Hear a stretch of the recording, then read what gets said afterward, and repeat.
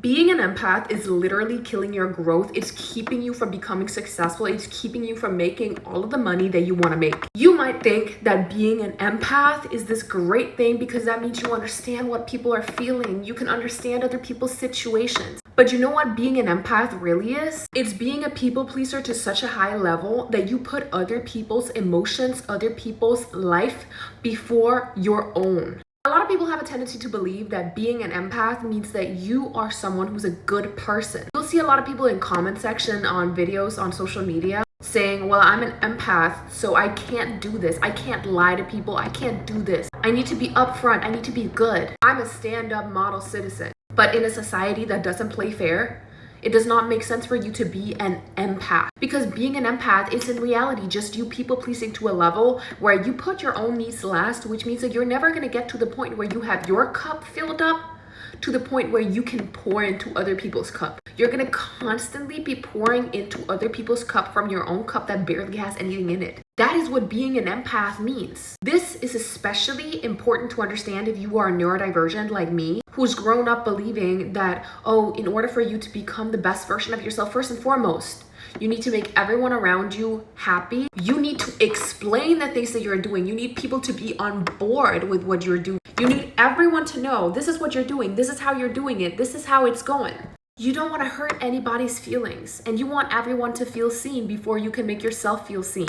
And that is exactly why you're not getting the things that you want in your life. This is you, and you're trying to go up the mountain of self-growth. If you're trying to go up the mountain of self-growth and you think, okay, well, I need everyone to be okay with what I'm doing. I need everyone to understand what I'm doing. I want everyone to feel seen in the process of me doing what I want to do. You're literally going to have people leeching onto you like this. Like, you're going to be trying to go up the mountain and someone's going to be like pulling you down because you're trying to make sure you keep them on board with what you're doing. You want to share all the growth that you have within you. So you're trying to walk up the mountain, but it's hard because you're trying to share with other people, oh my God, if you do this, you can grow. If you do this, you can grow. And I want you to be on board with my growth too. And as you walk up the mountain, your head is going to be heavy. It's going to be really heavy. It's going to be really hard for you to go up there. And the person you're trying to take with you is going to be like, oh yeah, it's not really going how you want it to go, right? It's not really going. Isn't it really hard? Oh, I thought you said it was going to be easier. And then you're going to be like, you know what? It's just going to be more comfortable for me to walk back down the mountain again. You think you have empathy for someone? Oh, I have empathy for you. I want you to grow as much as I want to grow too. Okay. That person is not just saying okay because they actually want to grow. They're saying okay because it's like, oh yeah, you want to prove something? Prove it to me. They want to have you entertain them. They don't want to grow. So you think you're doing this great duty. You think you're being an empath. You're sharing your knowledge, your story, your growth with them. But in reality, you're just entertaining them. And that is keeping you from growing because you get pulled back down. Because they always want to have something to say. They always want to say, are you sure you want to do that? Oh, is that right? Maybe you should do it a different way. They're trying to get you to entertain them. So in reality, you're not being an empath. You're letting yourself get played. You are literally putting other people's need to be seen and heard, other people's need to get entertainment, other people's need to validate their existence that is not making their life easier, better, or making them more money. You put that before making yourself make money, making yourself go somewhere. And that is exactly why you're not getting anything. That is exactly why you're not going where you need to go. If you truly want to have the freedom of going and doing whatever it is you want to do, you need to put yourself first. And it might sound a little narcissistic. It might sound a little selfish. But if you're a neurodivergent who's grown up believing that you need to put other people's need for entertainment, need to put you down, need to have someone that they can always blame or someone they can always nag to give up on their dreams, if that's what you believe is being an empath, then you need to give up on that.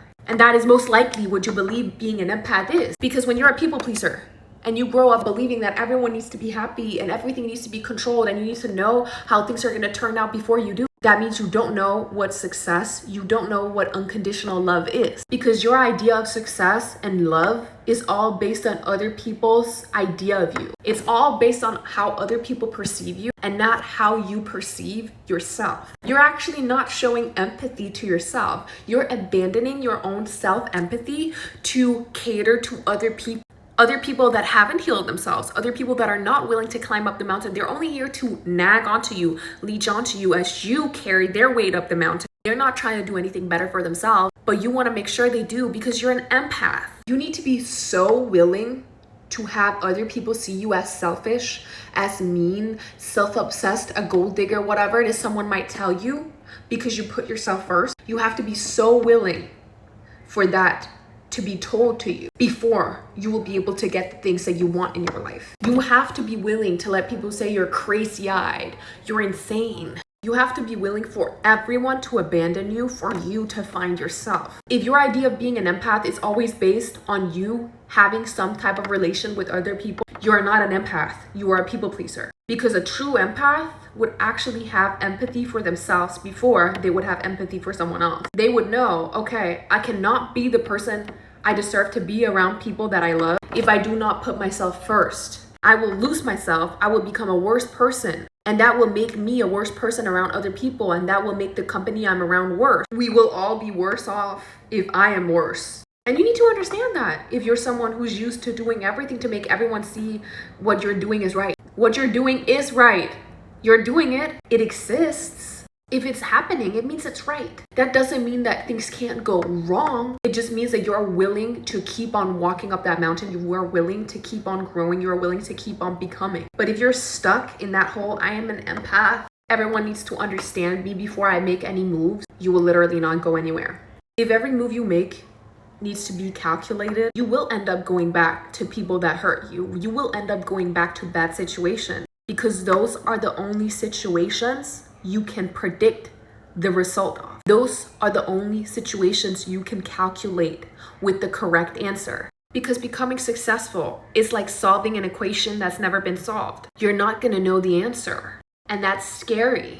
It's scary to go a place that no one's gone. It's scary to go to a place where you haven't seen the outcome. You can't see what's on the other side. But if you want something that's calculated, something that's in control, the only thing you can do is go back to what you're used to, which is people that are gonna hurt you, people that are gonna disrespect you. Which is why a lot of people who are empaths end up going back to people that are bad for them because they want the outcome that they're used to. They say they want something more. They say they want something new. They say they want something better. And if you want something new, something more, something better, you have to be very, very comfortable with the uncomfortability that comes along with growing. Just how when you're a kid and your body is growing, that's uncomfortable. The same thing happens when you're growing personally. You don't know how much you're going to grow, how long it's going to take, but it's going to be uncomfortable. It's not going to be fun. It's not going to be easy. And it's actually going to be way harder for you to just go back to the same people you were around. Because eventually what happens when you're an empath and you go back to the situations that you can calculate and you go back to these situations because you want to be able to calculate what happened is that you end up developing a victim complex. Because you can't understand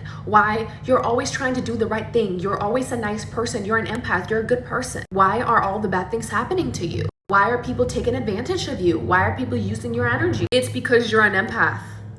It's because you want people to perceive you. You want people to say that what you're doing is right. You literally want to be able, as you're walking up the mountain, you want to be able to hear people screaming at you. You still want to be able to have that validation from people down here.